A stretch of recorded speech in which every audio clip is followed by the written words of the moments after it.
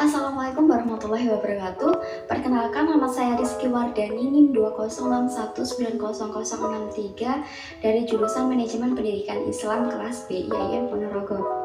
Di sini saya akan menjelaskan tentang sensasi dan juga persepsi dalam psikologi komunikasi.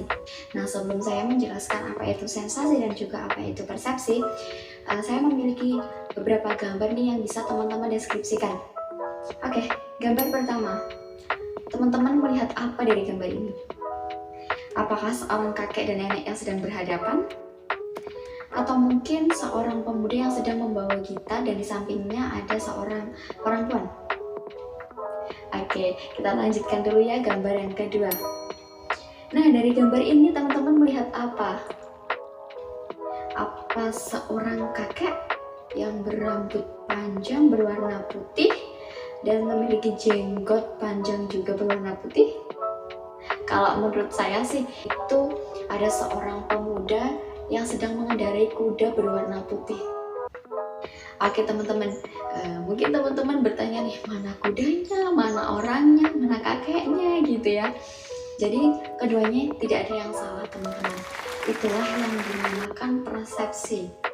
Persepsi antar orang itu tidak bisa digeneralisasi atau tidak bisa disamaratakan. Apa yang ada di pikiran saya dan apa yang ada di pikiran teman-teman itu tidak bisa disamaratakan. Tadi kan teman-teman sudah melihat nih gambar-gambar yang saya berikan, dan teman-teman memiliki persepsi yang berbeda-beda.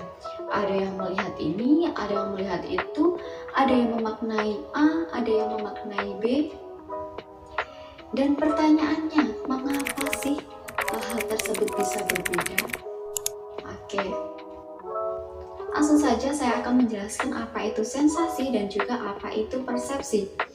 Nah, sensasi di sini adalah proses menangkap stimuli atau proses awal penerimaan informasi. Sedangkan persepsi di sini merupakan proses memaknai apa yang sudah ditangkap. Oke, paham ya teman-teman?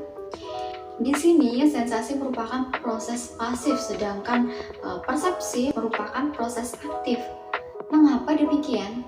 Sensasi disebut proses pasif karena dia hanya menangkap informasi dari luar ke dalam tubuh kita. Misalnya saja, ketika kita melihat sesuatu, ketika kita mendengar sesuatu, kita merasakan sesuatu, nah itu merupakan sensasi. Sedangkan persepsi di sini merupakan proses memaknai apa yang sudah ditangkap. Misalnya, wah berita ini tuh berita penting. Nah itu merupakan persepsi. Bisa juga, wah dia itu mantan terindah nih, gitu. Itu merupakan persepsi teman-teman. Dengan kata lain, persepsi ini merubah sensasi menjadi sebuah informasi. Persepsi dan juga sensasi ini sendiri memerlukan alat bantu yang namanya panca indera. Panca indera kita sendiri ada 5: pendengaran, penglihatan, penciuman, peraba, dan juga perasa. Contoh dari penglihatan itu seperti gambar tadi ya teman-teman. Di sini saya akan memberikan contoh pendengaran. Saya itu notabene tidak suka musik rock teman-teman. Ketika saya mendengar musik rock, maka akan terasa annoying di telinga saya. Saya tuh merasa tidak enak, tidak suka seperti itu. Sedangkan teman saya yang begitu menyukai musik rock, dia itu akan merasa happy, dia itu akan merasa senang. Bahkan ketika moodnya tidak baik, ketika mendengar musik rock, akan langsung jauh lebih baik gitu moodnya. Nah itu pendengaran. Nah sekarang indera peraba nih teman-teman. Misalnya saja ketika kita kerimbat atau massage atau mungkin terapi. Ketika saya diterapi oleh terapis ibu saya tuh merasa pijatannya itu kencang teman-teman. Dan itu tidak membuat badan saya itu jadi enakan, tetapi malah membuat badan saya itu menjadi biru-biru, menjadi lebih sakit, nggak enak gitu teman-teman. Sedangkan ketika ibu saya yang dipijat, ibu saya itu akan langsung badannya itu lemes, langsung aktif lagi, langsung sehat gitu teman-teman. Nah itu indera peraba. Sekarang indera perasa atau pengecap.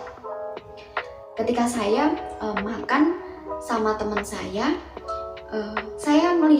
merasakan bakso ini tuh bukan bakso yang dicabein, tapi cabai yang dibaksoin, karena begitu pedes teman-teman. Sedangkan menurut teman saya ini yang suka pedas, menurut dia itu biasa aja, padahal cabai sebanyak itu loh, menurut dia itu biasa aja, nggak pedes gitu. Nah, itu merupakan persepsi yang diterima dari panca indera perasa. Nah, selanjutnya dari panca indera pencium. Nah, dari teman-teman sendiri nih, ada nggak sih dari teman-teman yang ketika bau bunga melati itu bawaannya takut? Kalau saya sih biasa aja ya teman-teman. Menurut saya bau bunga melati itu wangi gitu, enak gitu. Tapi ada juga teman saya yang ketika membau bunga melati itu bawaannya langsung horor, bawaannya langsung merinding, takut gitu. Mungkin saja karena dia itu dia itu sering melihat film horor, sehingga teman-teman, sesuatu yang sudah kita persepsi dan ketika kita melihat kembali atau merasakan kembali, maka kita akan merecall kembali untuk mempersepsikan hal tersebut. Oke, sampai sini teman-teman paham ya, apa itu sensasi, apa itu persepsi, bagaimana contohnya, dan juga mengapa sih persepsi itu berbeda.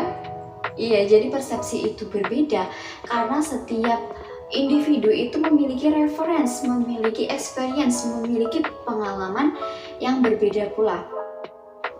Nah, jadi persepsi dan juga sensasi di sini merupakan dua hal yang berbeda, tetapi mereka itu tidak dapat dipisahkan, mereka itu tidak dapat dilepaskan, begitu teman-teman.